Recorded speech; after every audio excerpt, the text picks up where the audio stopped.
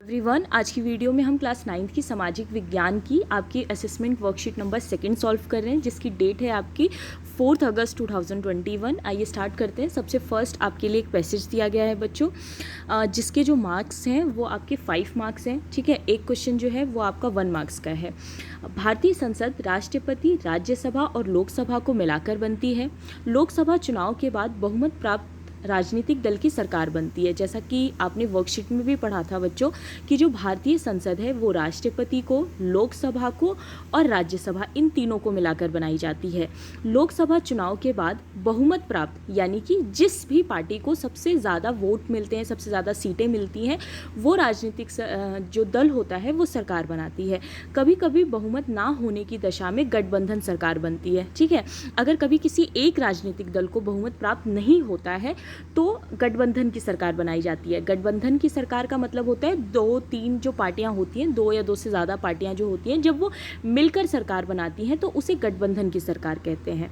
संसद में बहुमत प्राप्त दल का विरोध करने वाले राजनीतिक दल विपक्षी दल कहलाते हैं। इसके अलावा बहुमत प्राप्त दल के विपक्ष में जो पार्टी होती है, उनके विरोध में जो पार्टी होती है, जिन्हें बहुमत प्राप्त नहीं होता है, उसे विपक्षी दल कहा जाता है। ठीक है, प्रधानमंत्री सत्ताधारी दल का मुखिया होता है।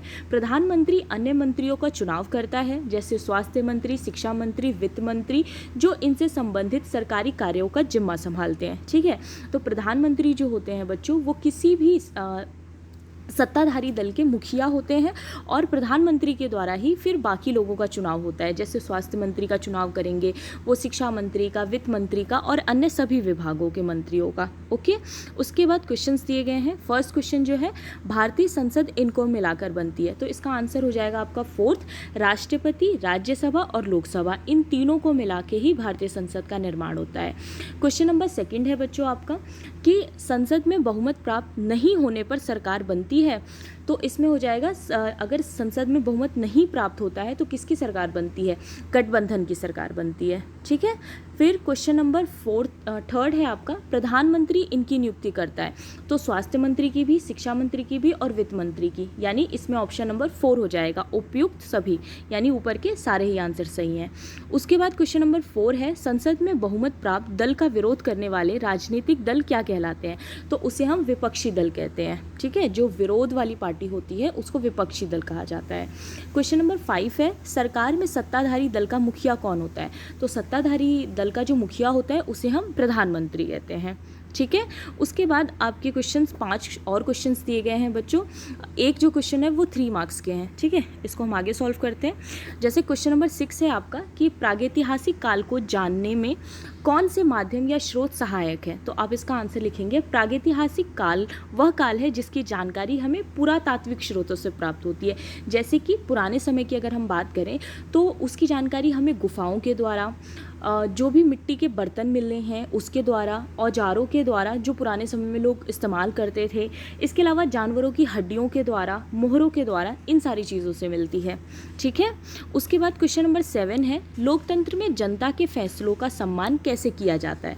तो इसका आंसर होगा बच्चों कि लोकतंत्र में अपनी सरकार का चुनाव जनता के द्वारा होता है। ठीक है, जो सरकार चुनी जाती है उसका चुनाव कौन करता है? जनता करती है।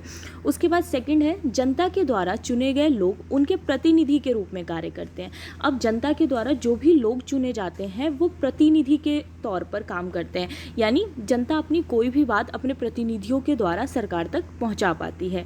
फिर थर्ड पॉइंट हो जाएगा कि लोकतंत्र जनता द्वारा, जनता के लिए और जनता का शासन है। ओके, फिर 4th पॉइंट है, लोकतंत्र के सभी निर्णय संविधान के दायरे में रहकर किए जाते हैं। ऐसा नहीं है कि कोई भी अपनी मर्जी से कोई भी फैसला दे देता है। जितने भी फैसले लिए जाते हैं सारे के सारे संविधान के दायरे में रहकर लिए जाते हैं, संविधान के अनुसार लिए जाते हैं। फिर नेक्स्ट क्वेश्चन नंबर 8 है, राष्ट्रवाद की भावना के प्रसार में किसकी भूमिका है बताइए? ठीक है, किसकी भूमिका रही ये हमें बताना है। तो राष्ट्रवाद की भावना के प्रचार में गांधी जी की भूमिका मुख्य रही थी। गांधी जी के द्वारा शुरू किया गया सविनय अवज्ञा आंदोलन, असहयोग आंदोलन तथा भारत छोड़ो आंदोलन आदि ने भारतीयों में राष्ट्रवाद की भावना को उजागर किया। तो गांधी जी ने कई सारे आंदोलनों की शुरुआत की थी, जिसकी वजह से जो पूरे भारतीय हैं वो एकजुट हुए थे, उनके अंदर राष्ट्रवाद की भावना पनपी थी। ओके। क्वेश्चन नंबर 9 है, 17वीं शताब्दी में आई यूरोपीय भारत में व्यापारी से राजनीतिक शक्ति कैसे बन गए, वर्णन कीजिए। तो आप इसका आंसर लिखेंगे, यूरोपीय कंपनियों ने अपने व्यापार के संरक्षण के लिए तथा लाभ के लिए भारतीय इलाकों पर कब्जा जमाना शुरू कर दिया था। जब यूरोपीय कंपनी भारत आई थी तो उस टाइम पे तो ये था कि उनको सिर्फ और सिर्फ व्यापार करना है, लेकिन बाद में वो राजनीतिक शक्ति बन बैठे थे, ठीक है, क्योंकि प्रतिस्पर्धा बढ़ती जा रही थी, कंपटीशन बढ़ रहा था, तो उन लोगों ने भारत के इलाकों पर कब्जा करना स्टार्ट कर दिया था। ठीक, उसके बाद सेकंड पॉइंट आप लिख सकते हैं, ईस्ट इंडिया कंपनी ने फूट डालो राज करो, ठीक है, मतलब भारतीयों को ही आपस में लड़वा देते थे और राज करने की इस नीति को उन्होंने अपनाया था और इसे अपनाकर उन लोगों ने अपना जो राजनीतिक प्रभाव है उसको बहुत ज़्यादा मजबूत कर लिया था। ठीक है, उसके बाद लास्ट क्वेश्चन है बच्चों, क्वेश्चन नंबर 10, संसद में सभी वर्गों के समुदाय के लोगों की राजनीतिक हिस्सेदारी के लिए क्या प्रयास किए गए हैं। तो इसका आंसर हम लिखेंगे, संसद में सभी वर्गों के समुदाय के लोगों की राजनीतिक हिस्सेदारी के लिए आरक्षण की व्यवस्था की गई है, ठीक है, ताकि हर एक वर्ग को मौका मिल सके। इसके लिए संसद में आरक्षण की व्यवस्था की गई है, सीटें आरक्षित कर दी गई है हर एक वर्ग के लिए, ठीक है। संसद में अनुसूचित जाति हो या फिर जनजाति हो, सभी के लिए सीटें आरक्षित हैं। ओके, तो ये थी आज की आपकी वर्कशीट। आई होप आपको अच्छी लगी हो। Thank you so much.